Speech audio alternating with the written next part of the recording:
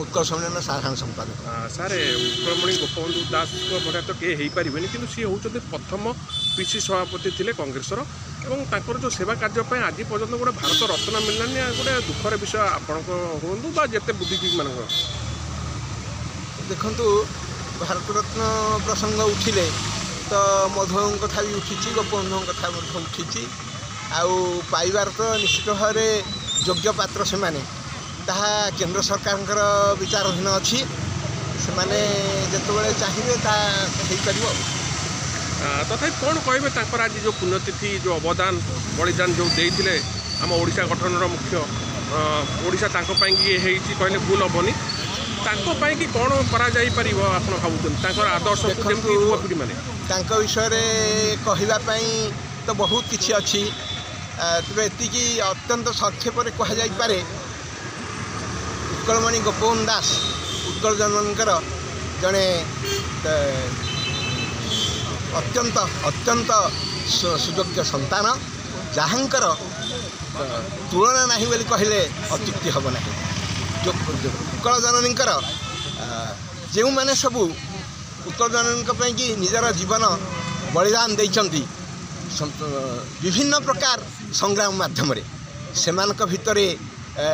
उत्कलमणि गोपबंधु दास अग्रगण्य तेरे एति कहुपर उत्कलमणि गोपबंधु दास एपरी एक नाम जहाँ शुणिदे प्रत्येक ओडियांकर हृदयतंत्री गंगार पवित्र धारा बही जाए मानस पटरे जड़े जीर्ण शीर्ण श्मश्रुयुक्त सन्थंकर चेहरा भासी उठे जहाँकर तितिक्षा और त्यागर तुलना कलना ना तेबे आजिर तांकर साध दिवस परिप्रेक्षी में मुझे कहवाक चाहिए जे आमर युवपीढ़ी माने तांको आदर्श रे अनुप्राणित हवा उचित कारण ये देश मध्य आम राज्य जे अग्रगण्य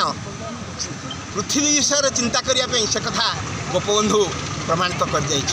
सी होउचंदी गोपबंधु जे कही वंश नाश जाऊ जाति वृद्धि पाऊ कर ए महान नीति कोणार्क देउल घोषी चली था तुम पुण्य गीत तेणु एति कहबी सी होउचंदी सेही लोक जे कहि पारथिले हिंदू केवल निजर स्वार्थ पे जन्म नुहे विश्वर हित पे हिंदू जन्म होइछि जहाँ आज परवर्ती अवस्था भारतवर्षर तुंग नेतृत्व माने ग्रहण करछंती आज भारतवर्ष जो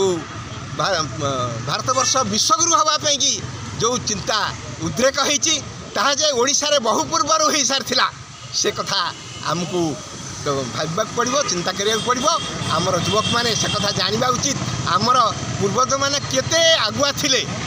बलिदान रे से कथा से चिंता करी निजको सही अनुसार गढ़ा उचित।